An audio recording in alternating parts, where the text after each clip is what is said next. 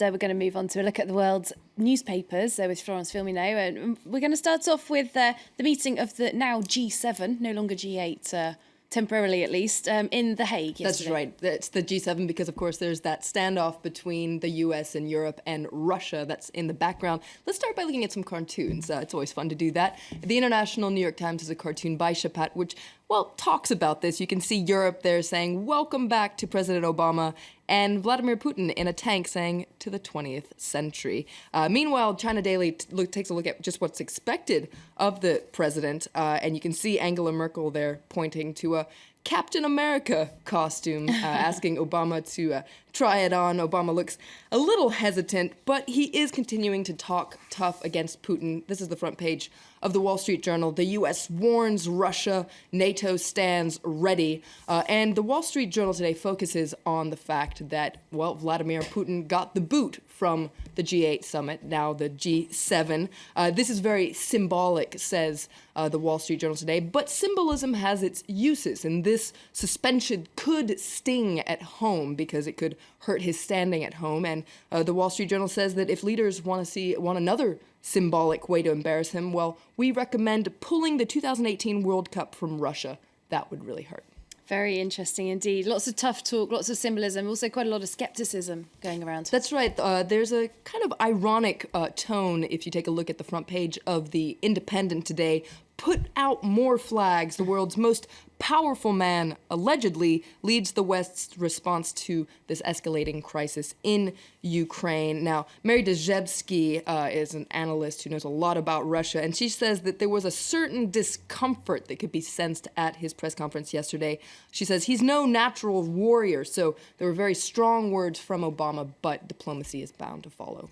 Okay, and there was action sort of behind the scenes at the summit as well. Tell us more. That's right. This is a story that's likely to be pretty explosive. You could read all about it in the Washington Post. These are 3 Secret Service agents who are responsible for protecting President Obama in Amsterdam this week. Well, they were sent home on Sunday, so a day before the president arrived, after a night of drinking. Oh dear. One of them, according to this article in the Washington Post, was actually found drunk and passed out in a hotel hallway. Now, this behavior would violate a new Secret Service rules that were adopted in the wake of another scandal that took place in Colombia in 2012. Now, at that time, a dozen agents, they were drinking heavily. They brought prostitutes back to their room, and this created a media firestorm. This story could very well as well. The 3 agents have been put on administrative leave pending an investigation. And still allegations at this point, we have to say.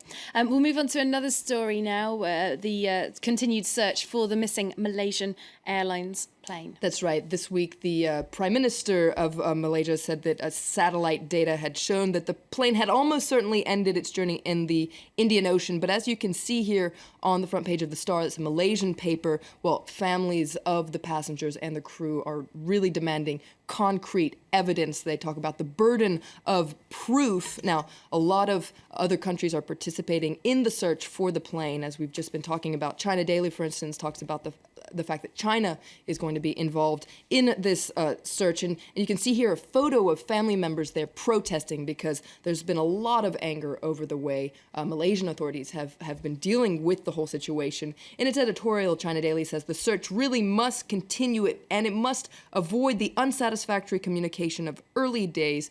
You really owe this to relatives to find the plane and to find out what really happened. Okay, Chinese press also focusing on a story that Stephen was just telling us about before in the business, the Chinese president's visit to France. That's right. It started yesterday in Lyon. China Daily wonders, why Lyon? Why not Paris? I'm sure Stephen knows. Why Lyon? I think it was an effort to space things out because I didn't want to be running over the corners of the G7. Okay, is that the reason? Well, that's part of the reason. Also, Lyon actually has a symbolic tie to China. That's where the Sino-French Institute was located from 1921 to 1946. You can read about it in this article in China Daily that points out that Chinese leaders went there to study in the hope of modernizing their country by learning from the West. Well, today France has a lot to gain from China, as Stephen was telling us about. Let's take a look at some of the French press, what they're talking about. Aujourd'hui en France talks about a red carpet that's being laid out for these Chinese investors. France really hopes There will be a lot of lucrative deals made. Let's take a look at a cartoon as well in Aujourd'hui en France, where you can see François Hollande. He's very eager to please his guests there. May I recommend our wines, perfume, and automobile industry? So let's see. We'll have to see if that actually works, if he actually orders that from the menu. Well, he's already sampled the cheese and the wine, so we'll see. Thanks very much, Florence Firmino, with a look through the international papers.